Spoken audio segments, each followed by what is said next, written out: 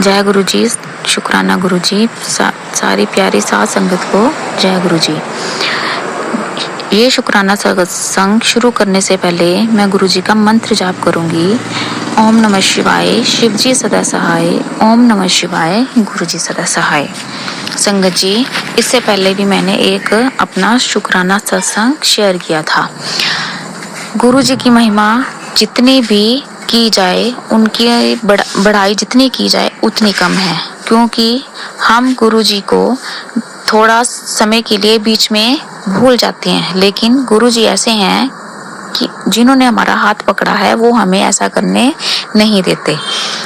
संगत जी, गुरु जी के लिए मेरा सत्संग शुक्राना सत्संग जो है वो बहुत ही जैसे कि कहा जा सकता है कि जिस चीज की हमने कल्पना नहीं की होती है, गुरुजी वो करिश्मा कर देते हैं। ये मैं 1.5-2 महीने से मैं बहुत परेशान इसलिए थी क्योंकि मेरे बेटे की एडमिशन कहीं भी नहीं हो रही थी। संगत जी, क्योंकि आजकल बच्चों की पढ़ाई के लिए सबसे ज्यादा मुश्किल है उनको बढ़ाना, उनका एडमिशन करवाना, और उससे भी सबसे बड़ी प्रॉब्लम आती है पैसे की तंगी। ये सब देखते हुए हम 2-2.5 महीने से काफी परेशान चल रहे थे। मेरे हस्बैंड जो कि पता नहीं कहाँ जाके बेटे की एडमिशन के लिए चक्कर लगा रहे थे, काफी परेशान हो रहे थे, लेकिन फिर भी हमें हौसला था कि गुरुजी कुछ न कुछ चमत्कार जरूर करेंगे, क्योंकि उनका आशीर्वाद जो है वो हमेशा हमारे सिर पे है। हमने बेटे की एडमिशन एक सस्ते से कॉलेज में करवाई। एडमिशन तो नहीं बोल सकते, रजिस्ट्रेशन करवाई, जिसके लिए कि हमने उसकी एक सीट ब्लॉक करवा दी। तो उस टाइम जिस सीट के लिए हम गए थे तो वो वाली सीट तो बुक नहीं हो पाई, लेकिन एक डिप्लोमे वाली जो सीट थी वो बुक हुई। मतलब डिग्री के लिए सीट की बुकिंग नहीं हुई और डिप्लोमा के लिए सीट की बुकिंग होगी, जबकि उन्होंने हमें बोला था कि हम ट्राई करेंगे, अगर आपके बेटे के लिए सीट डिग्री में मिल जाएगी तो हम आपको कॉल कर लेंगे। वहां पे भी गुरुजी ने हमारा साथ दिया। बेटे को लेके हमें अच्छा लगा कि नहीं, कॉलेज अच्छा है, सस्ता है और बेटे के लिए ठीक है, लेकिन शायद गुरुजी का इसमें कुछ और ही हाथ था। गुरुजी ने कुछ और ही सोचा हुआ था। वहां पे हमसे 10,000 रुपया एडवांस लिया गया। हमने 10,000 रुपया दे दिया और उन्होंने ये भी बोला कि अगर आप यहाँ इस कॉलेज में एडमिशन नहीं लेते हैं तो आपको 5,000 रिफंड होगा और 5,000 जो रुपया है वो आपका लैप्स हो जाएगा, मतलब खत्म हो जाएगा। तो हमने इसको एक्सेप्ट कर लिया। टोटल कुल मिला के हमें 1 साल का 1.5 लाख रुपया खर्चा आ रहा था, लेकिन हम अफोर्ड करने के काबिल बिल्कुल भी नहीं है।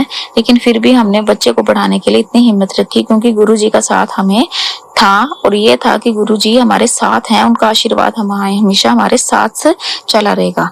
संगत जी, आप विश्वास नहीं करोगे कि 1.5 महीने के बाद हमने उनको कॉल किया कि क्या हमारी सीट कंफर्म हो गई है डिग्री के लिए। तो उन्होंने ये बोला कि नहीं, डिग्री के लिए नहीं, आपकी सीट डिप्लोमा के लिए ही श्योर है। तो ये सुन के हमें काफी शौक लगा कि हमने अपने बच्चे को डिप्लोमा नहीं करवाना है, हमने अपने बच्चे को सिर्फ डिग्री ही करवानी है। और उन्होंने वहां आके बोला कि आप अपने पैसे ले जाओ। तो इसके लिए मैं गुरुजी का शुक्राना करूंगी। संगत जी, आप विश्वास नहीं करोगे, क्योंकि उन्होंने हमें ये बोला था कि वहां से हमें रिफंड केवल 5,000 रुपया होगा, लेकिन संगत जी, गुरु जी का आशीर्वाद देखो, वहां जाके उन्होंने हमें 10,000 में से 9500 रुपये वापिस किए और 500 रुपये जो एडमिशन का फॉर्म फिल किया था उसके रख लिए। जय गुरु जी, शुक्राना गुरु जी ने जरा सा भी नुकसान नहीं होने दिया। इसके लिए मैं गुरु जी का लख बार शुक्राना करती हूँ। और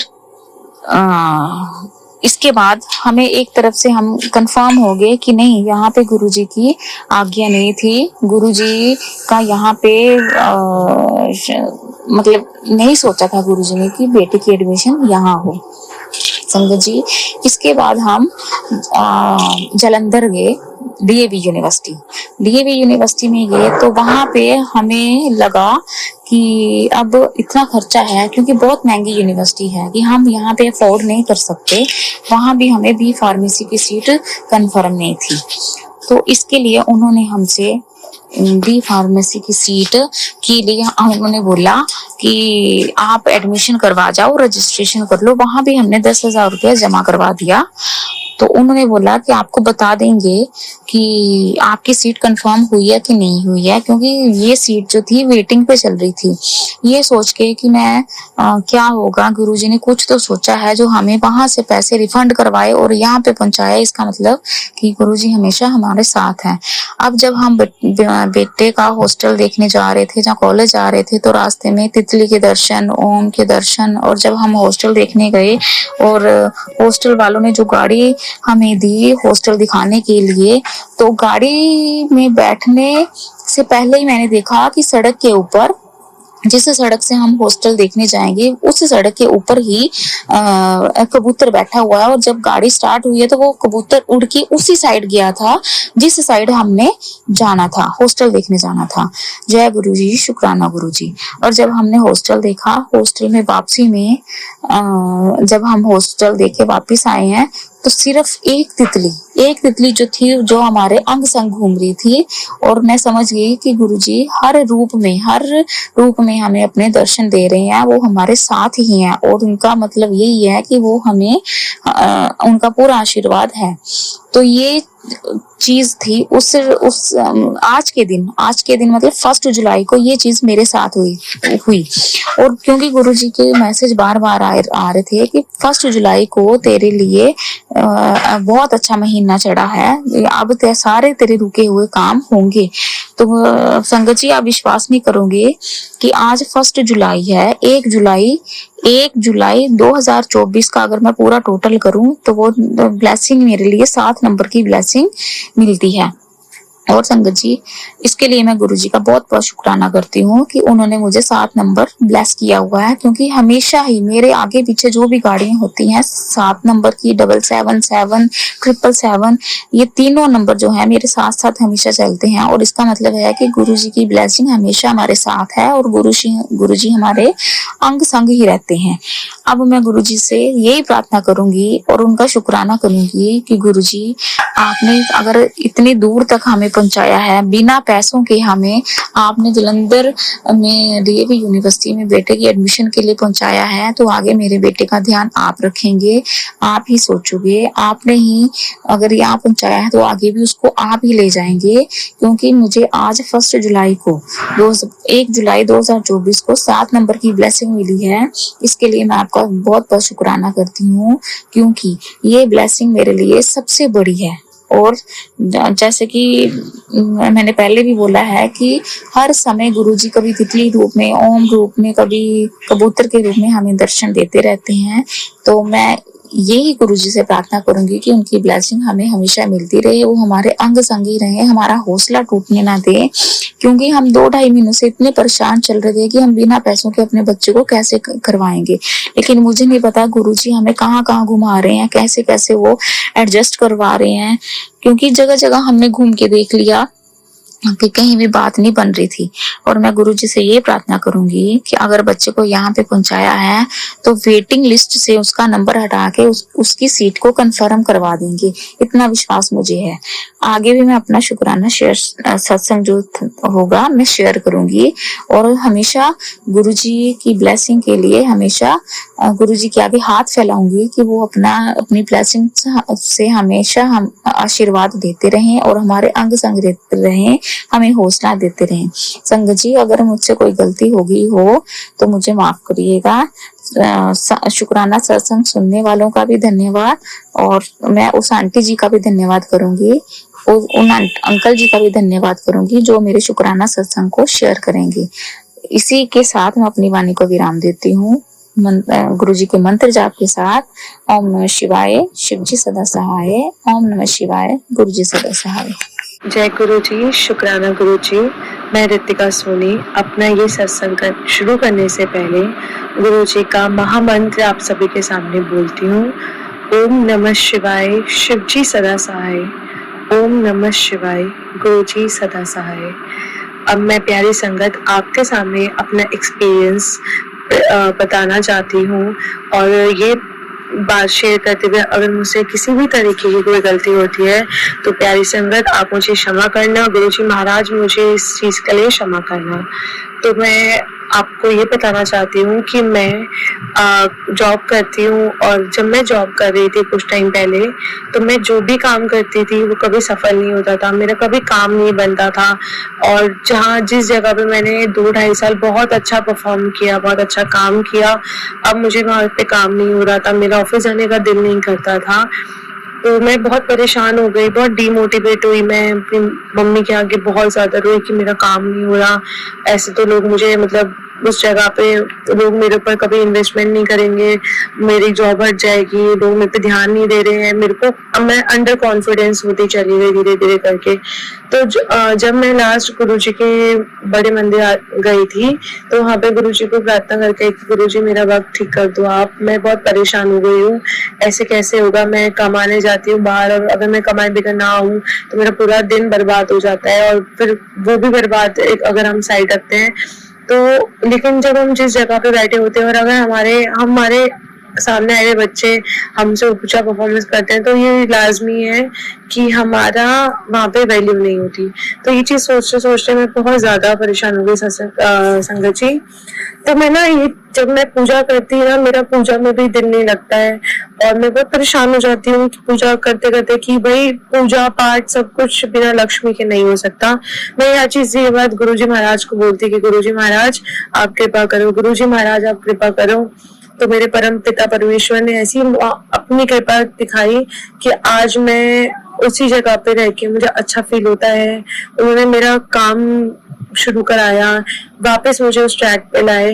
मैं गुरुजी का कोटि कोटि कोटि धन्यवाद करती हूँ कि गुरुजी आपने मेरे लिए इतना सब कुछ किया, मेरे अंदर फिर से वो विश्वास जगाया और गुरुजी ये आपके बिना असंभव था। और मुझे कण कण में मतलब जो मेरे साथ हो रहा है हर चीज में आपकी प्रेजेंस फील होती है कि हाँ ये मेरे गुरुजी ने करा है, मैं आपका आशीर्वाद लिए बगैर अब घर से बाहर नहीं निकलती हूँ।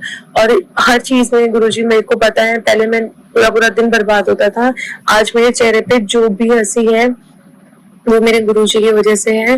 तो गुरुजी मैं आपका बहुत बहुत बहुत धन्यवाद करती हूँ।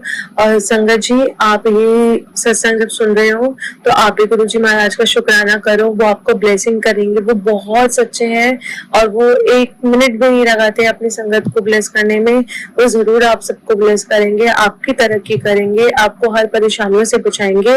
हे गुरुजी महाराज जैसे आपने मेरे पे अपनी कृपा दृष्टि बनाई है ऐसे अब सारी संगत पे बनाना, मेरे परिवार पे बनाना, जिनको जो अपने मन में आपके प्रति आस्था रखते हो उन पे बनाना, ताकि आपका हर घर में और नाम हो और आपकी जो संगत है गुरुजी महाराज वो आगे बढ़ती जाए।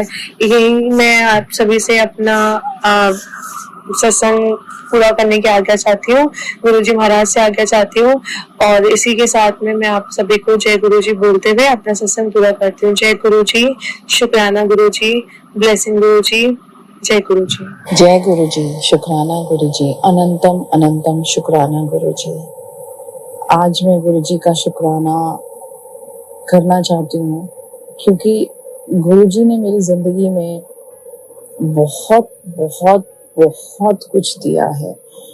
संगत जी इतना दिया है कि आप सोच नहीं सकते। मैं गुरुजी से जुड़ी हूँ 2 दिसंबर 2023 से। उसके बाद से गुरुजी की जो कृपा मुझ पर हुई है वो अपार अपार कृपा हुई है।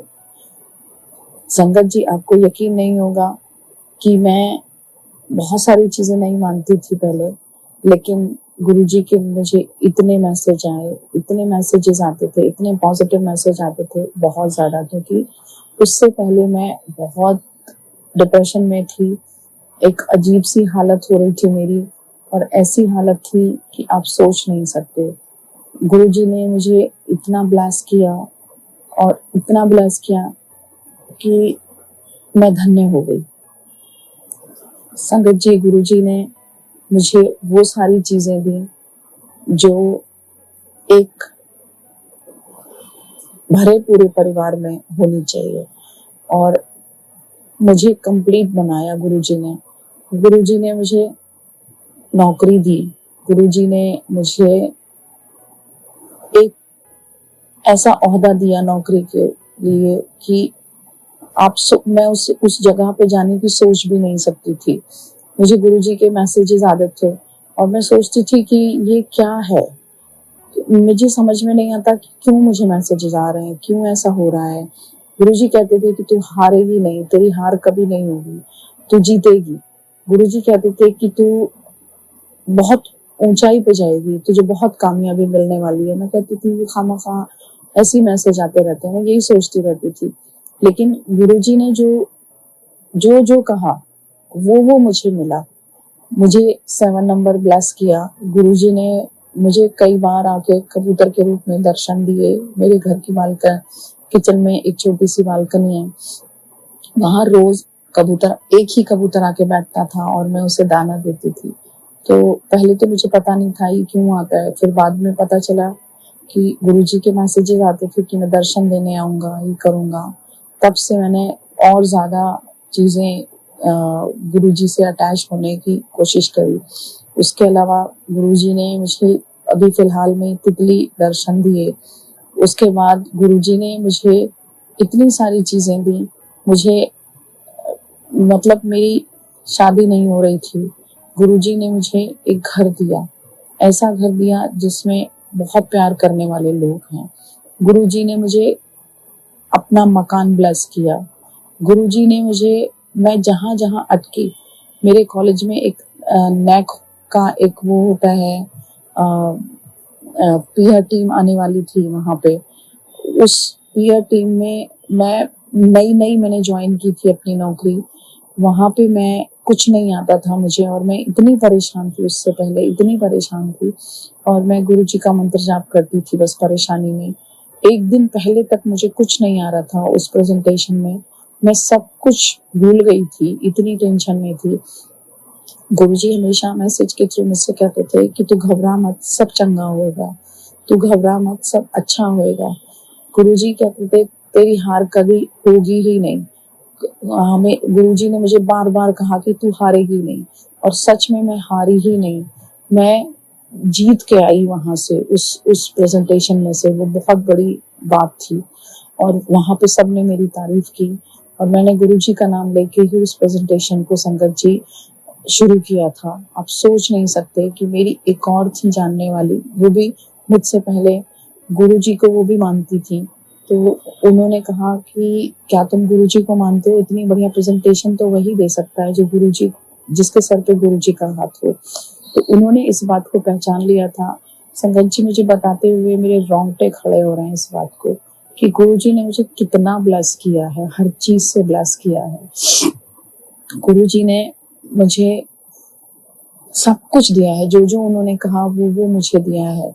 मैं जितना शुक्राना करूं गुरुजी का उतना कम है। गुरुजी आपका अनंतम अनंतम अनंतम शुक्राना। मैं शुक्राना करते करते थक जाऊंगी, लेकिन गुरुजी मुझे पता है देते देते नहीं थकेंगे। और मैं ऐसे रिलीजन से बिलोंग करती हूँ जहाँ गुरु का कॉन्सेप्ट ही नहीं है, उसके बावजूद भी मेरी आस्था इतनी गहरी है गुरुजी में कि आप सोच नहीं सकते। क्योंकि गुरुजी जो है वो प्रैक्टिकल गुरु हैं। गुरुजी सबके हैं, जैसे महाशिव सबके हैं वैसे ही गुरुजी सबके हैं। क्योंकि गुरुजी जो हैं वो खुद चुनते हैं अपने भक्तों को। संगत जी वो खुद चुनते हैं और खुद आके मदद करते हैं। गुरुजी सबके हैं। लोग कहते हैं गुरुजी सिर्फ अमीरों के गुरु हैं। मैं कहती हूँ जो गुरुजी को मानने लगता है, जो गुरुजी के अंदर अपनी आस्था दिखाने लगता है, वो अमीर हो जाता है। गुरुजी ने मेरे वो सारे काम किए, आप सोच नहीं सकते। कि मेरी शादी में अड़चन आ रही थी बहुत ज्यादा, सब मना कर रहे थे, कभी घर वाले तैयार होते थे, कभी नहीं होते थे। तो वो सारी संगत उन्होंने कैसे रास्ते निकाल दिए, कितनी आसानी से चीजें निकाली गुरुजी ने, आप सोच नहीं सकते। सारी चीजें इतनी आसानी से हो गई और गुरुजी मुझे मैसेज देते रहते थे कि तुझे पता भी नहीं चलेगा, तेरे सारे रास्ते इतनी आसानी से निकल जाएंगे, इतनी आसानी से बन जाएंगे कि तू सोच भी नहीं सकती। तू परेशान मत हो, बस शुक्राना कर। क्योंकि मुझे पहले शुक्राना समझ में नहीं आता था कि कैसे शुक्राना करते हैं, तो मैं कहती थी शुक्राना कैसे करते हैं। संगत जी, मैं बस फेसबुक पे शुक्राना लिख देती थी, फिर बार बार मैसेजेस आते थे कि गुरुजी कहते थे कि शुक्राना कर, शुक्राना कर। तो बहुत बाद में पता चला मुझे कि शुक्राना ऐसे नहीं करते हैं, शुक्राना गुरुजी का रिकॉर्ड करके किया जाता है। तो मैंने रिकॉर्ड करके गुरुजी का शुक्राना आज मैं कर रही हूँ। ऐसे बहुत सारे शुक्राने हैं, ये मेरा पहला शुक्राना है। और अगर कोई गलती हो गई हो मुझसे तो संगत जी माफ करिएगा। गुरुजी की शान में कोई मुझसे भूल चूक हो गई हो उसको भी माफ करिएगा संगत जी। मैं पहली बार शुक्राना कर रही हूँ, मुझे नहीं पता क्या क्या कह रही हूँ मैं, क्या नहीं कह रही हूँ, मेरी कुछ समझ में नहीं आ रहा है। और भी ऐसे बहुत सारे इंसिडेंट हैं मेरी जिंदगी में जिन्हें मैं शेयर करना चाहती हूँ, गुरुजी का शुक्राना करना चाहती हूँ, अनंतम अनंतम अनंतम शुक्राना करना चाहती हूँ गुरुजी का। तो मैं अपनी बात यहीं खत्म कर रही हूँ गुरुजी के मंत्र जाप के साथ। ओम नमः शिवाय, शिवजी सदा सहाय। ओम नमः शिवाय, गुरुजी सदा सहाय। ओम नमः शिवाय, शिवजी सदा सहाय। ओम नमः शिवाय, गुरुजी सदा सहाय। ओम नमः शिवाय, शिवजी सदा सहाय। ओम नमः शिवाय, गुरुजी सदा सहाय। संगत जी, मैंने अपने नाम नहीं बताया है इस पूरे शुक्राना में, तो मैं अपना नाम अभी गुप्त रखना चाहती हूँ। बाकी जब मैं शुक्राना करूंगी तो अपना नाम जरूर आपके साथ शेयर करूंगी। अभी फिलहाल मैं इसको गुप्त ही रखना चाहती हूँ। जय गुरु जी, जय संगत जी। संगत जी, जय गुरु जी। ये मेरा चौथा शुक्राना है। मैं काफी टाइम से सोच रही थी माता जाऊं, वैष्णो देवी जाऊं, लेकिन मुझे ऐसा लगा कि जैसे मैं गुरु जी के साथ जुड़ गई तो शायद माता ने मुझे छोड़ दिया है, माता में पीछे हो गई। तो मैं गुरु जी को इतना मानने लगी कि मैं सचमुच ही माता को भूल गई थी कि बस गुरु जी हर टाइम मुझे गुरु जी। फिर एक दिन मैंने अचानक ऐसा सोचा, मैंने कहा गुरु जी, क्या माता ने मुझे छोड़ दिया है? ये माता रानी आप मेरे से नाराज हो क्या आप मुझे बुलाते ही नहीं हो अपने दरबार में? क्या हो गया कि मैं 5-6 महीने हो गए आपके दरबार में ही नहीं आई? माता रानी ऐसी क्या बात होगी गुरु जी? तो एक दिन अचानक ही मुझे ना गुरु जी ड्रीम में आए और मैं वैसे भी गुरु जी को बोलती थी, गुरु जी आप मुझे अपने दर्शन दो। तो गुरु जी मेरे ड्रीम में आए, तो वो व्हाइट चोले में होते हैं, ऐसे एक खुली सी जगह होती है, हरी हरी घास, तो वहां पे गुरुजी की चेयर लगी होती है और गुरुजी ने अपना व्हाइट चोला पहने बैठे होते हैं। तो मैं ऐसे देखती हूँ, तो मैं सभी देखते तो गुरुजी मुझे ऐसे बुलाते हैं, मुझे अपने पास बुलाते हैं। तो मैं जाती हूँ तो कहती हूँ जय गुरुजी। तो गुरुजी मेरे कान में कहते तू माता, मैं तुझे वहीं पर ही मिलूंगा, तो कल जाना। मैंने कहा ठीक है। ये संगत जी कुछ 26 अप्रैल की बात है। मैंने ये रात को सपना देखा, तो मैंने सुबह हुई तो किसी को मैंने नहीं बताया कि मुझे गुरु जी ने बुलाया हुआ। मेरे मदर भी आए हुए थे, मेरी मम्मी भी, घर में सभी थे। मैं सुबह उठी, काम शाम खत्म किया, तो मैंने कहा मैं जा रही हूँ। कहते कहाँ? मैंने कहा मैं माता जा रही हूँ। कहते क्या हुआ? मैंने कहा बस ऐसे ही बुलावा आया तो चल दिए। मेरी मम्मी बोलती, कहते गुरु जी ने बुलाया? मैंने कहा जो मर्जी समझो आप। तो वो समझ गई, किसी ने कुछ नहीं कहा तो क्यों जा रही है, क्या है, कुछ नहीं। तो मैं वहां से निकल गई। मैं 27 को यहाँ से निकल गई दूसरे दिन। तो शाम को यहाँ से निकली, वहां पहुंची। मैं साथ रास्ते में मुझे एक अंकल जी मिले, मेरे साथ ही बस की सीट पे बैठे। तो मुझे लगा था कि गुरुजी मुझे रास्ते में मिले। मैं हर एक इंसान को देखती थी, ये गुरुजी हैं, ये गुरुजी हैं। और मुझे तो समझ नहीं थी गुरुजी कौन है। अभी मैं तो नई जुड़ी थी, 1 महीना भी नहीं हुआ था मार्च में। तो मैंने बस में बैठी, मैं किराया देने लगी। अंकल जी ने पहले किराया दे दिया, तो उन्होंने अपना किराया दिया। तो फिर मैं गाड़ी वाले को किराया पकड़ाने लगी, तो उसने किराया नहीं दिया, वो आगे निकल गया। किसी और से उसकी बहस चलती रही। तो मैंने सोचा भाई बाद में लेगा किराया, वो फिर आगे चला गया। मैंने फिर किराया निकाला, फिर दिया, उसने फिर नहीं लिया। ऐसे तो संगत जी किराया 100 रुपया है, लेकिन उस दिन गाड़ी में 70 रुपए थे। तो मैंने सोचा, मैंने कहा गुरुजी ने बुलाया हुआ है तो चलो। तो उसने मुझसे फिर भी किराया नहीं लिया। 3-4 बार निकला, मैंने पैसे ऊपर किए, उसने मुझे नहीं देखा, निकल गया। तो मुझे ऐसे लगा जो मेरे साथ बैठे हैं ये गुरुजी है, क्योंकि वो देखने में भी गुरुजी की तरह थे। उनके सर पे भी कोई बाल नहीं थे, फेस भी ऐसे। 2-3 बार उन्होंने मुझे देखा, स्माइल दी, मैंने कहा जय गुरु जी। जब मैं उनको देख बोली जय गुरु जी, जय गुरु जी, तो ऐसे मैंने पर्स में से फोन निकाला तो मैंने देखा। मैंने कहा चलो बैठे हुए हैं गुरु जी का कुछ मैसेज ही पढ़ लेती हूँ बैठे हुए। जैसे ही बोला तो मुझे गुरु जी का मैसेज आया। कहते तू क्या हर इंसान में मुझे ढूंढती रहती है, तू क्या तुझे हर इंसान गुरु जी नजर आते हैं। क्योंकि ऐसा करके मैसेज पूरा स्पष्ट हो गया कि वो नहीं थे गुरु जी। तो मैं ऐसे हर इंसान को ऐसे थे। मैंने कहा गुरु जी माफ करना, माफ करना। तो फिर मैंने नहीं उन अंकल को गुरु जी समझा या कुछ नहीं। तो मैं यही सोची थी गुरु जी हैं, शायद मैं उनके पैरों को हाथ लगा के यही बोलूं कि क्या पता साक्षात गुरु जी मेरे पास आ गए। फिर संगत जी में निकल गई। 7:30 बजे वहां पे बस स्टैंड पहुंची तो काफी अंधेरा हो चुका था। तो वहां से थोड़ा पैदल चलना था, कोई 2 किलोमीटर आगे। जैसे मैं आगे 2 किलोमीटर, रात के कोई 8 बज गए थे, 8 बजे का टाइम था। तो वहां पे बटरफ्लाई तो होती नहीं है। मैंने आज तक जितने भी टाइम हो गए, कभी मैंने आज तक वैष्णो देवी में बटरफ्लाई नहीं देखी। लेकिन फर्स्ट टाइम मुझे व्हाइट बटरफ्लाई दिखी वहां पे। फर्स्ट टाइम एक ही शॉप पे मुझे बटरफ्लाई दिखी और मैंने हाथ जोड़ के मैंने कहा जय गुरु जी, जय गुरु जी। तो मुझे आपके दर्शन हो गए, मैं गुरु जी मुझे मिल गई। अच्छा, मैं वहां पे चली गई, फिर मैं दर्शन करने चली गई। जब हम वहां पहुंचे, ये इधर नीचे चरण पादुका, वहां पे एक लड़की थी। तो वो दर्शन करने आए तो उनके घर वाले उनसे बोलने लगे, कहते हैं कि ये ठीक नहीं है तो ये ऊपर दर्शन कैसे करने जाएगी। तो किसी पंडित जी से पूछा उन्होंने।